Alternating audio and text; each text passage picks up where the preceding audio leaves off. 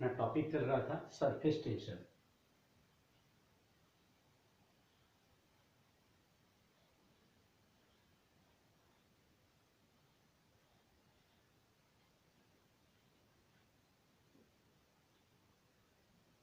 Surface tension actually क्या है उसके अपन डिटेल्स देख लिए। सिंपली उसके बारे में इतना ध्यान में रखना है तुमको, जो भी लिक्विड का सरफेस लेते तो वहां रहने वाले मॉलिक्यूल्स, इनकी नंबर कम रहती है और वो ऐसा बिहेव करते हैं कि वो ही खुद अंडर टेंशन है। तो इसलिए लिक्विड का फ्री सरफेस अंडर टेंशन है, ऐसा बिहेव करता है, and that is called surface tension. तो जब वो मॉलिक्यूल्स अंडर टेंशन है तो वो दूसरे मॉलिक्यूल्स को आने नहीं देंगे। यही बात को लेकर अपने को बहुत सारी उसके एप्लीकेशंस मिलते हैं, बहुत सारी फिनोमेनन मिलती है। व्हाट आई एम सेइंग कि जब वो मॉलिक्यूल्स लिक्विड के सरफेस पर रहने वाले मॉलिक्यूल्स अंडर टेंशन है तो वो और दूसरे मॉलिक्यूल्स को अंदर से या किसी और से दूसरे मॉलिक्यूल्स को आने नहीं देंगे वो। तो ये टेंडेंसी उन मॉलिक्यूल्स की होती है, मतलब वो सरफेस की होती है, that is surface tension. Mathematically उसको कैसे कैलकुलेट करना है तो वो फॉर्मूला हमने देख लिए, T equals to force divide by L. ये सारे यूनिट और डायमेंशंस भी मिल गए। अब अपने को इसके कॉन्सिक्वेंसेस क्या है, मतलब सरफेस टेंशन इस फेनोमेनन के कारण क्या क्या दुनिया में देखने को मिलता है, वो क्या फेनोमेनन होती है, वो अब अपने को देखना है। सो दैट इज कॉन्सिक्वेंसेस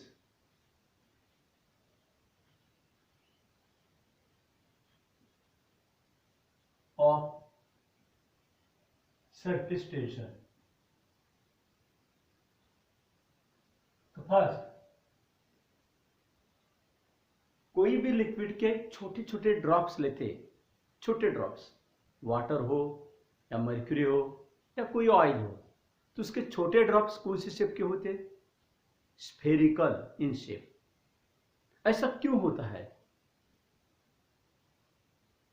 तो पहले बताया कि वो लिक्विड के सरफेस पर, अब जब ड्रॉप की बात बोलेंगे तो ड्रॉप के सराउंडिंग में रहेगी एयर, तो वो ड्रॉप का पूरा बाहर का जो एरिया है वो रहेगा फ्री सरफेस का एरिया, और वो फ्री सरफेस अंडर टेंशन है। तो कौन से, फिर वो अंडर टेंशन है तो कौन से शेप में मिनिमम नंबर ऑफ मॉलिक्यूल्स आएंगे सरफेस पर? तो नेचुरली स्फेरिकल शेप में। एंड फॉर एग्जांपल अपन ने अगर मान लीजिए रोटी बनाने का आटा लिए, भिगा लिए, तो कौन से शेप में होते हुए वो उसका एरिया मिनिमम रहता है? तो जब वो स्फेरिकल रहता है, ऐसा बनाकर अपन स्फेरिकल बनाते, तो तब उसका एरिया सबसे कम रहता है। जब उसको बेलने के बाद रोटी बन जाती है तो उसका एरिया तो काफी बढ़ जाता है, या दूसरे किसी भी शेप में एरिया ज्यादा रहेगा as compare to in spherical shape, क्योंकि स्फीयर होते हुए छोटा सा दिखता है अपने को और उसका एरिया सबसे कम होता है। तो उसी तरह से लिक्विड के छोटे छोटे ड्रॉप्स अगर लेते तो वो ड्रॉप स्फेरिकल होने की वजह यही है कि वो लिक्विड उस स्फेरिकल शेप में उसका एरिया कम होता है, और लिक्विड के ड्रॉप लिक्विड ड्रॉप में मिनिमम मॉलिक्यूल्स, यानी सरफेस पर मिनिमम मॉलिक्यूल्स होना चाहिए, ऐसी फ्री सरफेस की टेंडेंसी होती है। और उसी टेंडेंसी के कारण फ्री सरफेस पर मॉलिक्यूल्स कम होते हैं, और मॉलिक्यूल्स कम होने के कारण उसका शेप स्फेरिकल होता है। तो रेन ड्रॉप्स, यानी बारिश में, अभी वही दिन चल रहे, वो बारिश में जो छोटे छोटे ड्रॉपलेट्स अगर गिरते हैं तो वो स्फेरिकल होते हैं, या कोई भी लिक्विड के मॉलिक्यूल्स स्फेरिकल ड्रॉप्स स्फेरिकल होते हैं। तो liquid drops, small drops are spherical.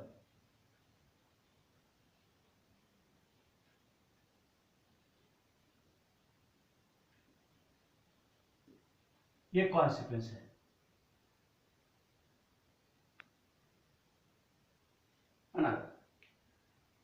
Rain के ड्रॉप्स, बरसात जो छतरी होती है, अम्ब्रेला होती है, रेनशूट होता है, तो वहां से डायरेक्टली वो ड्रॉप जा नहीं पाता, क्योंकि उन ड्रॉप, रेनशूट हो या फिर अम्ब्रेला हो, तो उसकी निटिंग, दो थ्रेड्स, मतलब थ्रेड्स की जो निटिंग होती है वो एकदम, अम्ब्रेला जब हम ओपन करते हैं तो उस वक्त वो टेंट जैसा एकदम तना हुआ हो जाता है, तो जिसके कारण निटिंग के दो मतलब निटिंग के वक्त जो फैब्रिक्स है, तो फैब्रिक के बीच में गैप कम आती है और वो सरफेस एरिया मिनिमम रखना चाहता है। इसलिए वो ड्रॉप अगर आया भी तो वो ड्रॉप इधर सीपेज नहीं होगा, नीचे आएगा नहीं, अंदर नहीं आएगा। तो that is due to surface tension property. The raindrops do not seepage.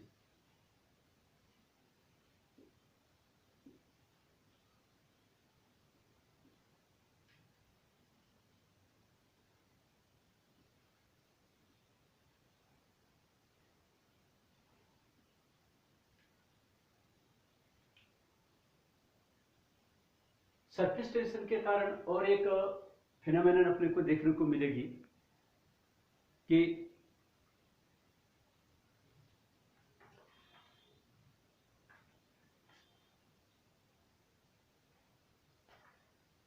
Water के किसी कंटेनर में, या कहीं अगर मान लीजिए वाटर है, तो वाटर के सरफेस पर जो कीड़े मकोड़े चलते हैं तो आलीशान आराम से जा सकते हैं। उनमें से एक स्पेशल, उसका नाम है वाटर स्पाइडर।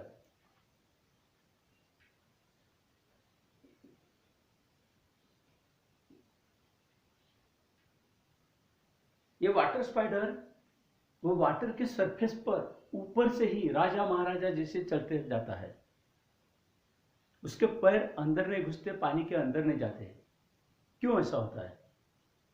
तो अभी से अपन ने बोले कि लिक्विड का सरफेस यानी वाटर का सरफेस, अगर वो वाटर का सरफेस स्टील है, मतलब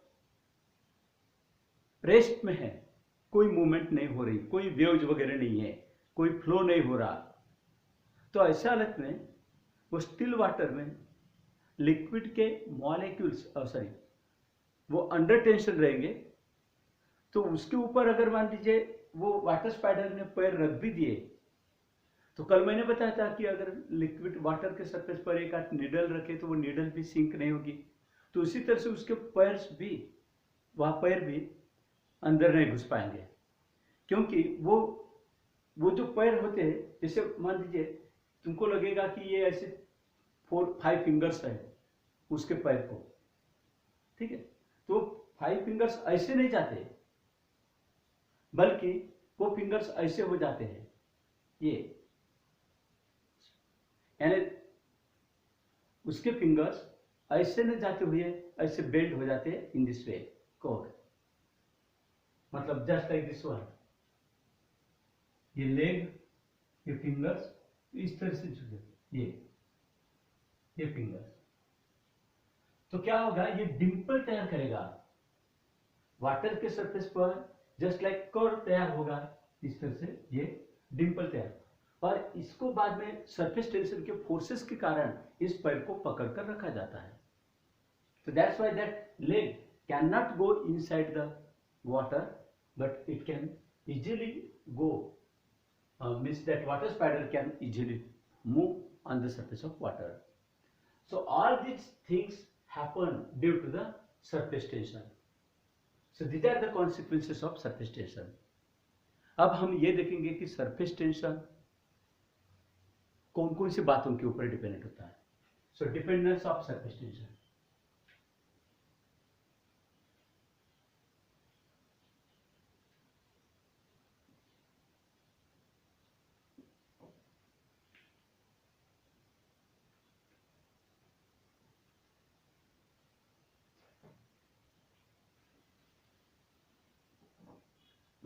तो first thing,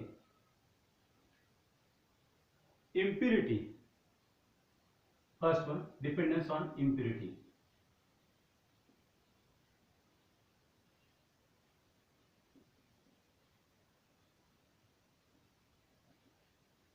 impurity in the sense, जैसे मान लीजिए प्योर वाटर लिया अपन ने आरओ का, ठीक है, और उसके अंदर कुछ अपन ने डाल दिए सॉल्ट या कुछ भी, शक्कर एंड सो, तो वो कहा जाएगा इम्प्योरिटी। तो इम्प्योरिटी ऐड करने के बाद वाटर का सरफेस टेंशन कम होता है या बढ़ता है, ये देखना है। तो लेकिन इम्प्योरिटी अलग अलग टाइप की। फर्स्ट, कंप्लीटली डिजॉल्व,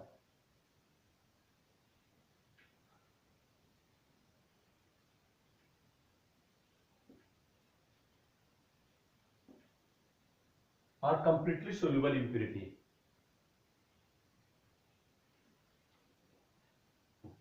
एग्जाम्पल के तौर पर अपन वाटर ले रहे और वाटर में जो डिजॉल्व होगा पूरी तरह से ऐसी इम्प्योरिटी लेंगे, कंप्लीटली सोल्यूबल इम्प्योरिटी।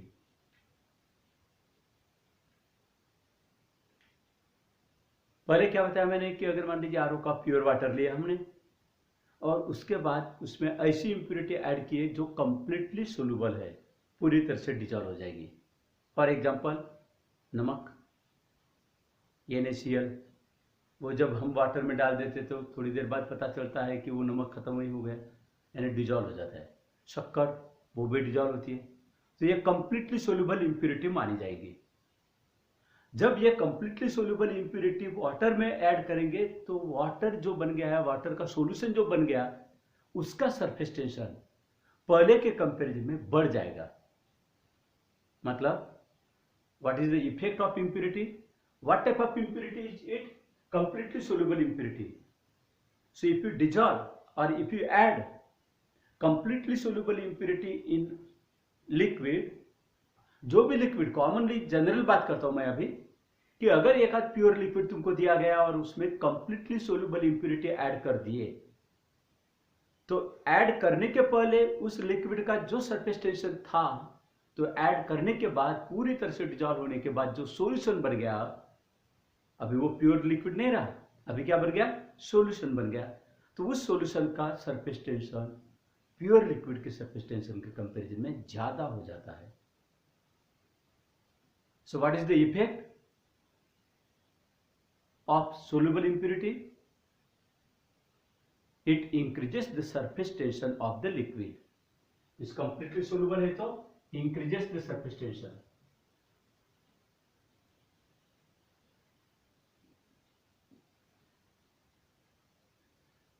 सेकंड, दूसरी इंप्योरिटी लेते partially soluble,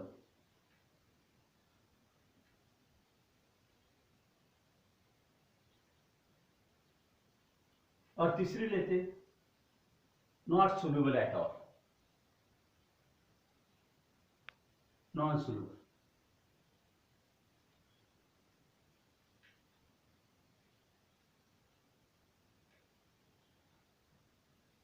partial non soluble impurity in the sense, जैसे फॉर एग्जांपल हमने प्योर वाटर लिया और प्योर वाटर के बाद वह हमने रेत के छोटे छोटे पार्टिकल्स डाल दिए। जो रेत के पार्टिकल्स वहां डिजॉल्व होंगे क्या, नहीं, लेकिन वो प्योर वाटर था पहले, उसका सरफेस टेंशन कुछ था, बाद में हमने रेत के पार्टिकल्स डाल दिए तो वो, लेकिन वो इम्प्योरिटी तो हो गई, लेकिन वो नॉन सोल्यूबल इम्प्योरिटी है, डिजॉल्व होगी ही नहीं, तो सरफेस टेंशन उसका कम हो जाता है, decreases surface tension.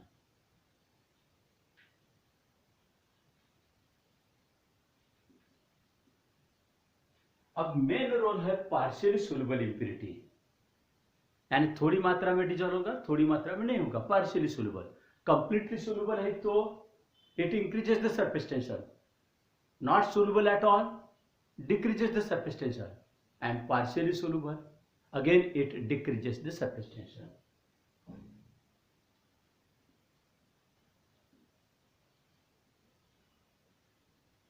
Decreases surface tension.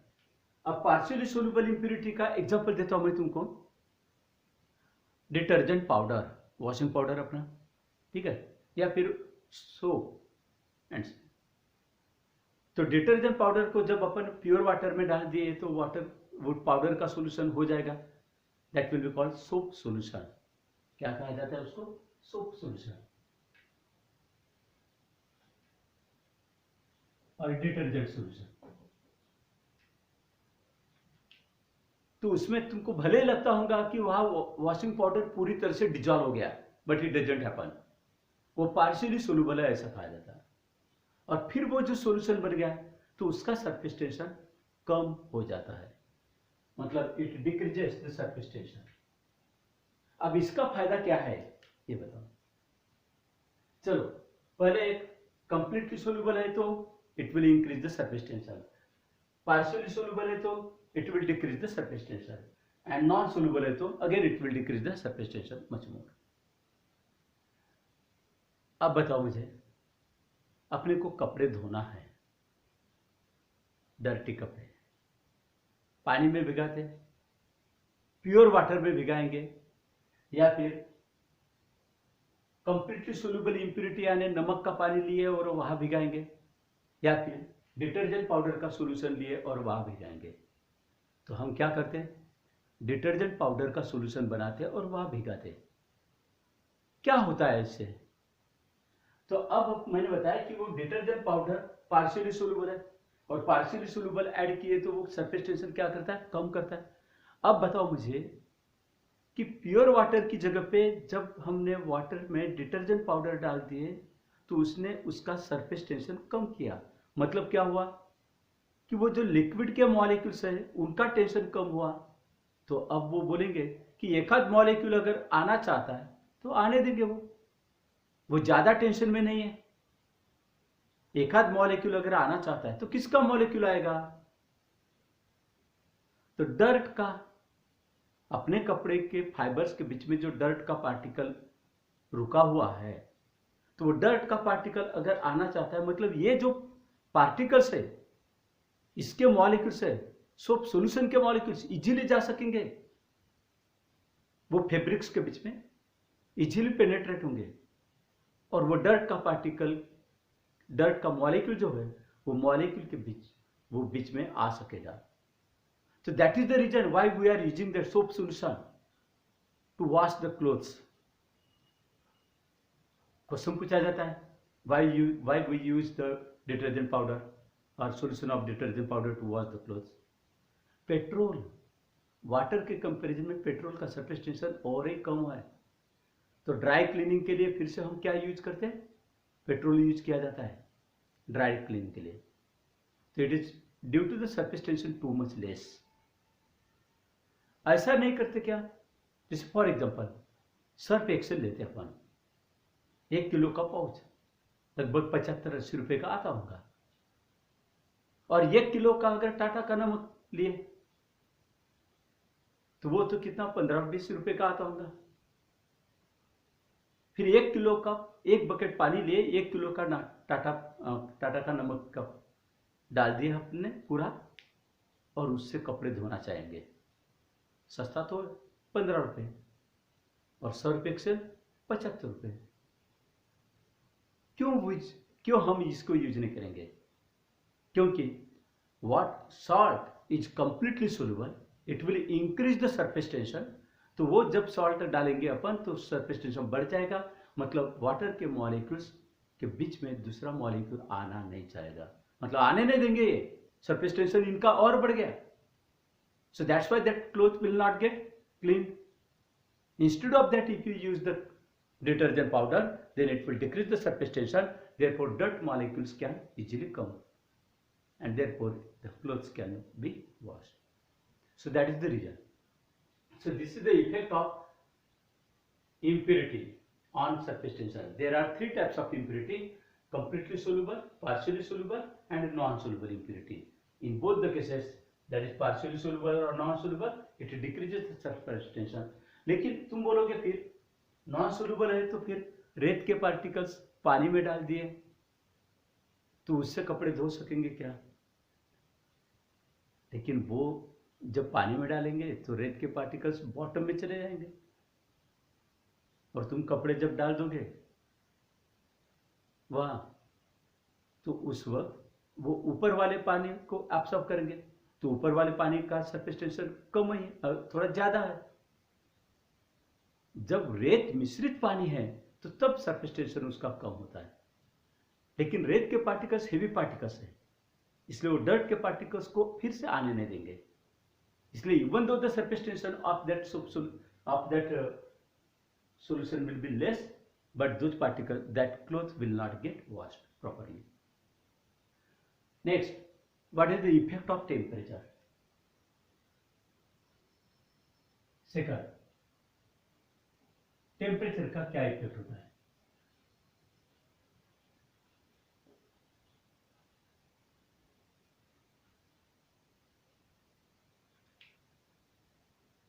तो लिक्विड का सरफेस टेंशन, सॉरी, जब टेम्परेचर बढ़ाते तो सरफेस टेंशन कम होते जाता है, मतलब surface tension decreases with increase in temperature. Shortly I return, नीचे वाला एरो है डिक्रीज होना, ऊपर वाला एरो इंक्रीज होना. क्या कहा मैंने?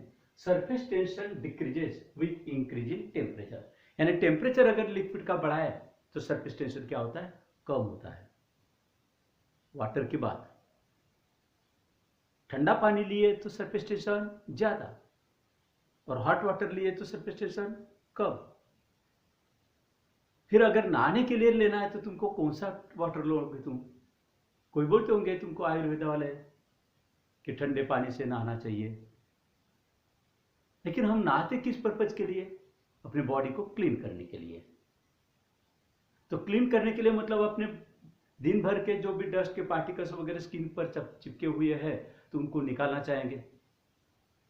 तो ठंडे पानी से अगर हाथ पैर धोना चाहे, ठंडे पानी से अगर नहाना चाहे तो क्या होगा? ठंडे पानी का सरफेस टेंशन ज्यादा होता है as compare to that of the hot water. Hot यानी एकदम उबला हुआ नहीं, वार्म वाटर. तो उसका टेम्परेचर कम होने के कारण, हॉट वाटर का टेम्परेचर कम होने के कारण जब अपन हाथ पैर को लगाएंगे तो उस वक्त डर्ट के पार्टिकल्स वहां आ पाएंगे, मतलब निकल पाएंगे. That's why we use, and you should use always warm water to clean your body और to wash your hands. Secondly, और अपन साबुन भी लगाते हैं नहाते वक्त. सरफेस टेंशन तो हॉट वाटर का ज्यादा कम ही रहता है, उसके कारण भी तो क्लीन हो सकते हैं, लेकिन फिर से अपन उसको साबुन लगाते हैं. साबुन से और क्या होगा? सरफेस टेंशन और कम हो जाएगा और वो इजीली अपने हाथ पे क्लीन हो जाएंगे. So that is the reason why we use the hand wash. The hand wash decreases the surface tension of that. ठीक है. So in this way surface tension decreases with the increase in temperature. अब तुम बोलोगे कि अगर मान लीजिए हाथ पैर धोने के लिए अपने पास पानी, ये हॉट वाटर नहीं है, तो फिर हैंड वॉश लगा लो. हैंड वॉश से तो वो पार्शियली सोल्यूबल इंप्योरिटी है, तो फिर उससे क्या होगा? सरफेस टेंशन कम हो जाएगा वो सोल्यूशन का, और इसलिए अपन हाथ पैर धो सकेंगे. अगर नहाना है तो थोड़ा वार्म वाटर लो और सोप भी लगा लो, तो अच्छे से हम अपना क्लीन हो सकेंगे. सो that is the effect of surface tension in almost all the liquid, not only water. लगभग सारे लिक्विड का सरफेस टेंशन क्या हो जाता है? कम हो जाता है with the increase in temperature. Temperature बढ़ाए तो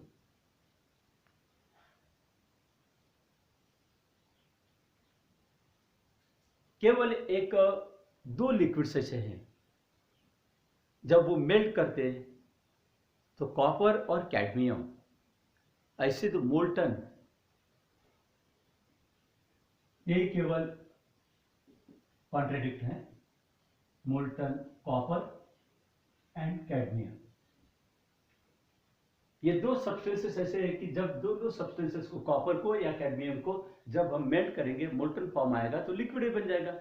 लेकिन उसके बाद अगर मान लीजिए उसका टेम्परेचर बढ़ाते तो सरफेस टेंशन भी बढ़ जाता है. इन दोनों का ये कॉन्ट्रेडिक्ट है, ऑप्शनल है. बाकी सारे लिक्विड का सरफेस टेंशन कम हो जाता है with increase in temperature, almost all the liquids. और जब जब लिक्विड बॉयल होने लगता है तो सरफेस टेंशन जीरो हो जाता है, कम कम होते हुए जीरो हो जाता है, क्योंकि लिक्विड का सरफेस ही नहीं रहा हुआ, सब उबल रहा, बॉयल हुआ वाटर. तो सरफेस टेंशन क्या हो जाएगा? कम हो जाएगा, जीरो होगा, मतलब टेंशन में ही नहीं रहेगी वो. मॉलिक्यूल्स, कोई भी मॉलिक्यूल आने देंगे। So the temperature at which this happens, what? Surface tension becomes 0. That is called critical temperature.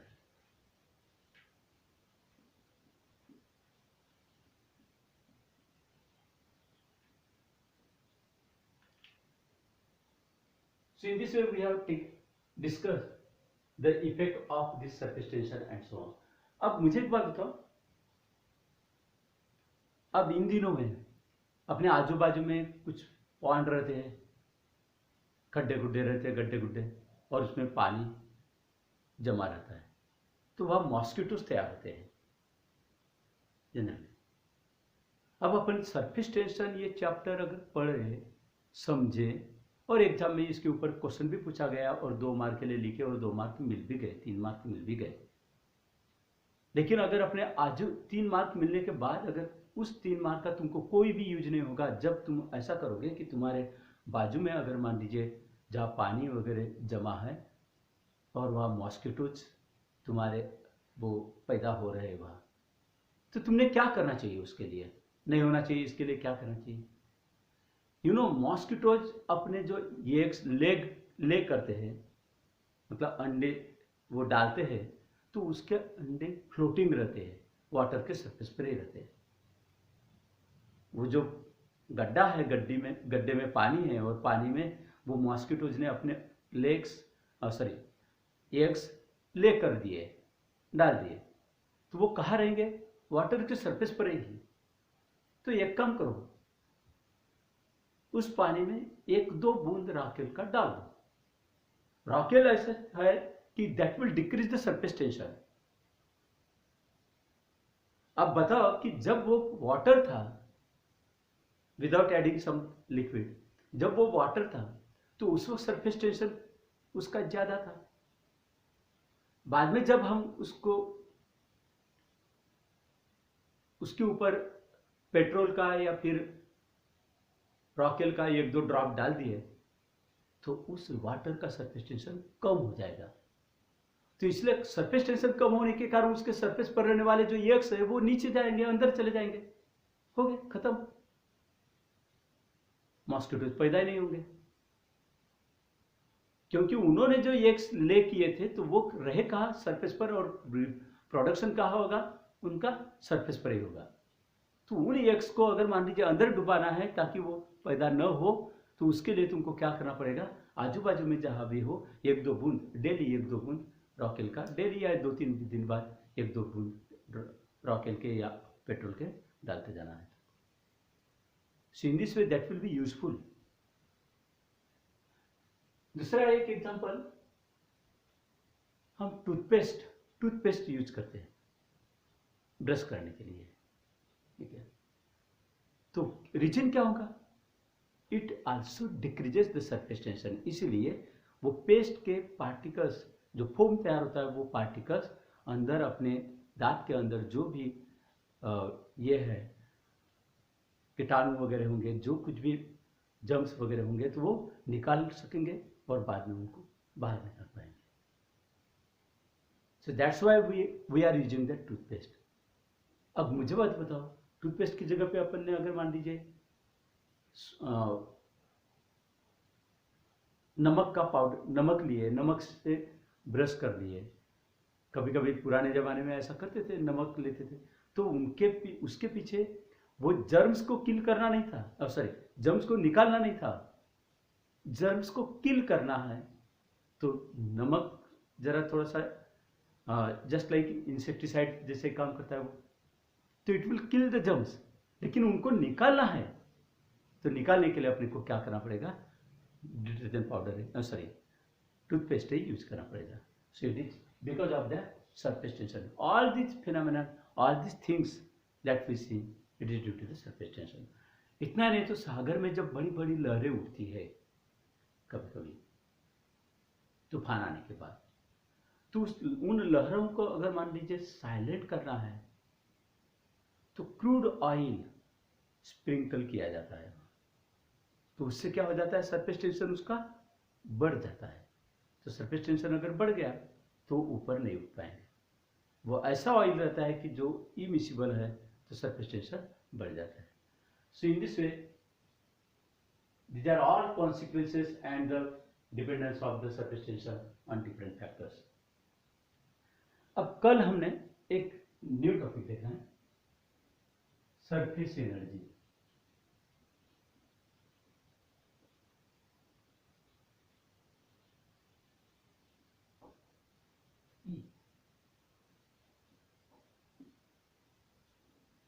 ये बात कहां से आती होगी, सरफेस एनर्जी भी ये बात समझ सकते हैं।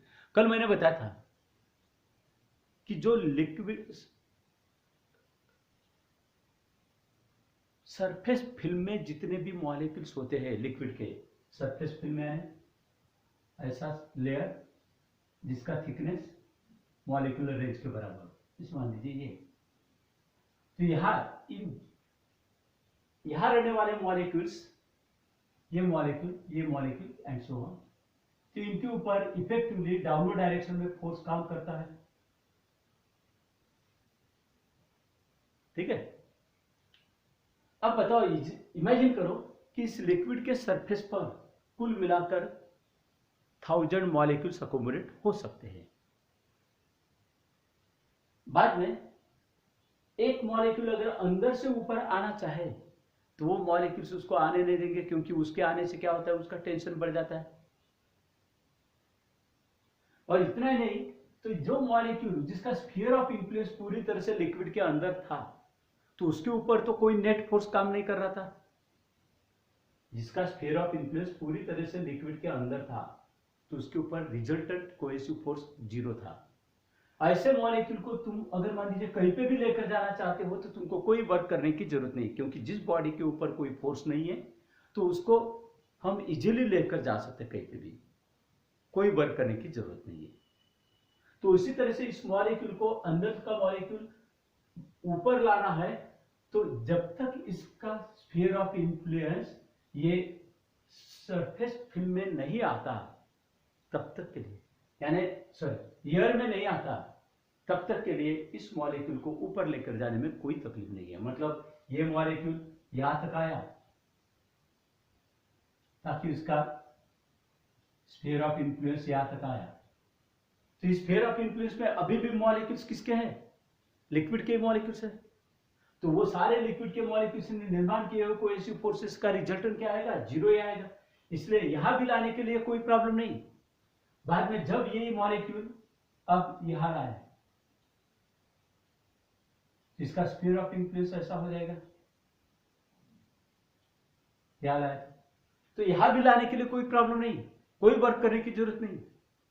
लेकिन इसके बाद ये मॉलिक्यूल अगर थोड़ा भी ऊपर लेकर जाना चाहे, समझो मैंने ये मॉलिक्यूल पहले पूरी तरह से लिक्विड के अंदर था, दूसरी पोजीशन में उसका स्फीयर ऑफ इंफ्लुएंस थोड़ा सा सरफेस फिल्म में आया, तीसरी पोजीशन में उसका surface sphere of influence free surface को टच हुआ, जस्ट टच हुआ, तो भी कोई प्रॉब्लम नहीं आता। लेकिन जब वो मॉलिक्यूल अगर मान लीजिए यहां आना चाहे, तो फिर ये उसका स्फीयर ऑफ इंफ्लुएंस का थोड़ा सा पार्ट क्यों न हो, लेकिन कहाँ आया, वो एयर में आया, और एयर में आते बराबर इसके ऊपर resultant cohesive force downward direction में काम करने लगेगा। मतलब जैसे ही इसका स्फीयर ऑफ इंफ्लुएंस एयर में आने लगेगा, तो रिजल्टेंट फोर्स उसके ऊपर डाउनवर्ड डायरेक्शन में काम करने लगेगा। तो उस मॉलिक्यूल को और ऊपर लेकर जाना चाहते हो तुम, तो उस रिजल्टेंट कोहेसिव फोर्स के अगेंस्ट में तुमको वर्क करना पड़ेगा। फिर मैकेनिक्स में तो ये बात अपन ने देखे कि दुनिया में किसी भी पर्पज के लिए जो भी वर्क करना पड़ता है, तो that work is stored in the form of potential energy. इसका मतलब कोई भी अंदर वाले मॉलिक्यूल को लिक्विड फिल्म के अंदर लाना है। लिक्विड फिल्म क्यों कहा कि लिक्विड फिल्म में लाना है, यानी उसका स्फीयर ऑफ इंफ्लुएंस कहाँ आना, एयर में। तो जब लिक्विड फिल्म में लाना है तो फिर अपने को वर्क करना पड़ेगा, and that work will be stored in the liquid film, in the surface film, in the form of potential energy, and that is called surface energy. So what is surface energy? The work done, that is work done to bring a molecule from inside to the surface film against the resultant cohesive force is stored. in the form of potential energy, and that energy is called as the surface energy. तो यही एक वजह है, देखो ना अभी यानी कल मैंने सरफेस टेंशन का एक्सप्लेनेशन देते वक्त तुमको बताया कि लिक्विड के मॉलिक्यूल्स को टेंडेंसी है कि मिनिमम मॉलिक्यूल्स रहे वहां, तो इसको इस साइड को, इस फेनोमेनन को दूसरे एंगल से भी सोच सकते। क्या मतलब कि जैसे मान लीजिए पहले लिक्विड के सरफेस पर या सरफेस फिल्म में 1000 मॉलिक्यूल्स अकोमोडेट हो सकते हैं बड़े मुश्किल से, डाटी डाटी से घुस घुस कर 1000 मॉलिक्यूल सरफेस पर है। अब एक मॉलिक्यूल अगर अंदर से ऊपर आना चाहता है तो अपने को मालूम है कि ऊपर आने के लिए वर्क करना पड़ता है, लाने के लिए वर्क करना पड़ता है, and that work will store in the form of potential energy. तो फिर क्या होगी, वो सरफेस फिल्म की मतलब फ्री सरफेस की पोटेंशियल एनर्जी बढ़ जाएगी, बढ़ेगी ना। इस तरह से जितने भी मॉलिक्यूल्स, अभी एक बात मतलब 1000 मॉलिक्यूल्स होते हुए एक मॉलिक्यूल अगर ऊपर लेकर आना चाहते हो तो तुमको against resultant cohesive force work करने के कारण that work will be stored in the form of potential energy, और पोटेंशियल एनर्जी क्या हो जाएगी, बढ़ जाएगी उसकी।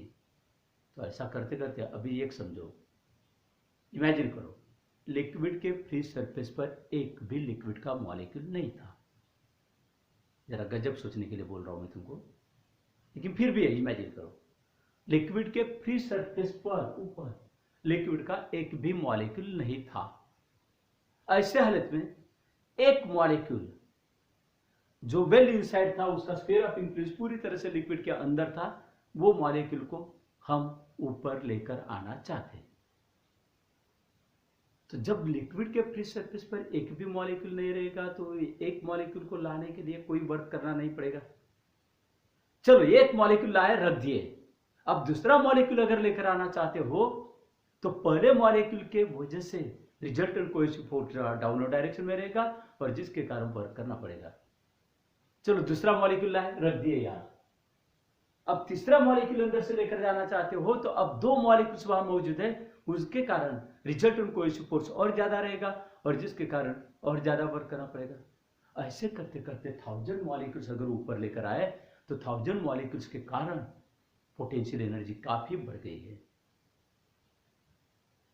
और सबसे ज्यादा वर्क कहां करना पड़ेगा, कहां लाने के लिए, तो सरफेस पर लाने के लिए, क्योंकि जब ये मॉलिक्यूल सरफेस पर लाओगे तो उसका स्फीयर ऑफ इंफ्लुएंस का आधा पार्ट कहां आएगा, एयर में, और आधा पार्ट लिक्विड में रहेगा। आधा पार्ट जब एयर में आएगा तो रिजल्टेंट कोहेसिव फोर्स सबसे ज्यादा रहेगा। यानी कहने का मतलब अंदर का मॉलिक्यूल सरफेस पर लाने के लिए ज्यादा से ज्यादा वर्क करना पड़ेगा और ज्यादा से ज्यादा पोटेंशियल एनर्जी होगी। तो 1000 मॉलिक्यूल्स अगर सरफेस पर है तो पोटेंशियल एनर्जी 1000 मॉलिक्यूल्स के कारण रहेगी मैक्सिमम। इस तरह से that's why we say that the free surface of the liquid has maximum potential energy as compare to the airy layer inside the liquid. Liquid के अंदर के कोई भी लेयर के कंपैरिजन में फ्री सरफेस पर पोटेंशियल एनर्जी सबसे ज्यादा होती है, मैक्सिमम पोटेंशियल एनर्जी होती है। So it has maximum surface energy. Which molecules? The molecules on the free surface have the maximum potential energy. That potential energy is now called as the surface energy. So it has maximum surface energy. लेकिन दुनिया के हर कोई body की, चाहे live हो या dead हो, उसकी एक नेचुरल टेंडेंसी है कि उसको मिनिमम पोटेंशियल एनर्जी हो। ये नेचुरल टेंडेंसी है। फॉर एग्जाम्पल, बिल्डिंग के फर्स्ट फ्लोर पर गए और वहां से एक पत्थर अपन ने डाल दिया, हाथ बाहर निकल के, पत्थर क्या ऊपर जाएगा क्या? नहीं। कहाँ जाएगा? नीचे। क्यों जाता है? तो तुम बोलोगे ग्रेविटेशनल फोर्स के कारण। ग्रेविटेशन ये वर्ड न्यूटन के बाद आया, यानी 1627 के बाद। उसके पहले पत्थर अगर डाल दिए होते तो फिर वो नीचे नहीं गया होता क्या? यानी ग्रेविटेशन न्यूटन के बाद आया, मतलब वो ग्रेविटेशन के कारण अगर तुम बोलते हो कि पत्थर नीचे जाएगा तो पहले 16वीं सेंचुरी के पहले वो पत्थर नीचे नहीं जा रहा था क्या, ऊपर जा रहा था क्या? नहीं, नीचे जा रहा था। क्यों नीचे जा रहा? You can't say that it is moving due to the gravitational force, अभी नहीं बोलेंगे, क्योंकि जब अब रीजन ये है, उसका मेन रीजन ये है, वो पत्थर जब उतने हाइट पर था, तुम्हारे हाथ में है, उतने हाइट पर है, तो उसको पोटेंशियल एनर्जी है। जब तुम छोड़ दोगे तो वो चाहेगा कि उसको मिनिमम पोटेंशियल एनर्जी मिले। तो कम से कम पोटेंशियल एनर्जी कहाँ मिलेगी? ग्राउंड पर जाने के बाद। ग्राउंड पर जब टपक जाएगा तो हाइट उसकी जीरो हो जाएगी, पोटेंशियल एनर्जी जीरो होगी। दुनिया के हर एक बॉडी की नेचुरल टेंडेंसी है कि उसको मिनिमम पोटेंशियल एनर्जी मिले। बकेट में पानी लाए, यहां अगर अपन ने डाल दिए तो दीवार पर चढ़ते नहीं जाएगा वो, बल्कि जहां स्लोप है उधर जाने लगेगा, क्योंकि जिधर स्लोप है वहां पोटेंशियल एनर्जी उसकी कम होती है। Everything, every body in the universe has natural tendency to acquire minimum potential energy. अब यही बात को लेकर अब लिक्विड का फ्री सरफेस, लिक्विड के फ्री सरफेस भी फिर कोई दुनिया का दूसरा नहीं है, वो भी दुनिया का ही पार्ट है। तो उसको भी नेचुरल टेंडेंसी है कि उसको मिनिमम पोटेंशियल एनर्जी हो। यही वजह से देखो यहां मैंने क्या कहा कि 1000 मॉलिक्यूल्स यहां होते हुए उनकी जो एनर्जी बन गई है, पोटेंशियल एनर्जी बन गई, वो मैक्सिमम हो गई। अब वो बढ़ाना नहीं चाहेंगे, क्योंकि नेचुरल टेंडेंसी है कि वो चाहेंगे कि जितनी एनर्जी मिल गई सफिशिएंट है, अब ये एनर्जी और नहीं बढ़ाना है अपने को। So they have the tendency, that liquid surface has the tendency to acquire minimum potential energy. Not only the liquid surface, everything in the universe has the natural tendency. So that's why they will not allow any molecule from inside to come on the surface of water or on the surface of liquid. So that's why again that molecule will not come to the surface. या फिर अगर water spider ऊपर से जाना चाहता है तो वो जगह बनाना चाहेगा, लिक्विड के मॉलिक्यूल्स को ढकल कर जगह बनाना चाहेगा, लेकिन उससे पोटेंशियल एनर्जी बढ़ जाएगी, तो वो नहीं बढ़ाना देंगे, इसलिए वो उसके पैर को ऊपर के ऊपर ही रख देते, and that's why that water spider can.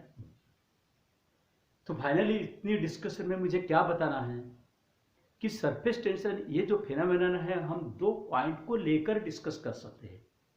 एक पॉइंट ये जो कल बताया, क्या बताया कल, कि लिक्विड के सरफेस के अंदर, लिक्विड के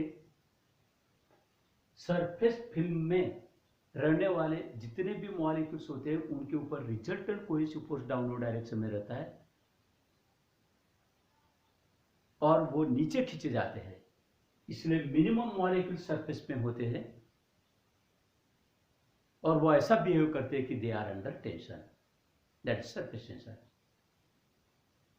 एक मैकेनिज्म है एक्सप्लेन करने के लिए जो कल बताया, और आज क्या बताया सरफेस टेंशन का। और दूसरा एक्सप्लेनेशन ऐसा है कि every know that if you take the molecule from inside to the surface film और on the free surface, surface film यानी इतना और फ्री सरफेस यानी ये ऊपर वाला, तो कोई अगर अंदर का मॉलिक्यूल ऊपर लेकर जाना चाहते हो तो उसके ऊपर resultant cohesive force downward direction में काम करता है, उस रिजल्टेंट कोहेसिव फोर्स के अगेंस्ट में तुमको वर्क करना पड़ेगा, and that work will be stored in the form of potential energy.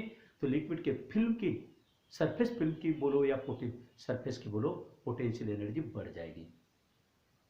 लेकिन everything in the universe has the natural tendency to have the acquire minimum potential energy, तो naturally वो भी बोलेगा कि हमको भी मिनिमम पोटेंशियल एनर्जी चाहिए, और तेरे आने के कारण पोटेंशियल एनर्जी बढ़ जाती है, इसलिए उस मॉलिक्यूल को आने नहीं दिया जाएगा। मतलब वो तब भी वो मॉलिक्यूल्स कैसे बिहेव कर रहे, they are under tension, that is nothing but surface tension. So in this way surface tension can be explain on the basis of molecular theory by two methods, either by resultant cohesive force or by minimum surface energy concept. Anyway अब अपने को देखना है कि surface energy और surface tension के बीच में कुछ रिलेशन है क्या, that we shall see letter.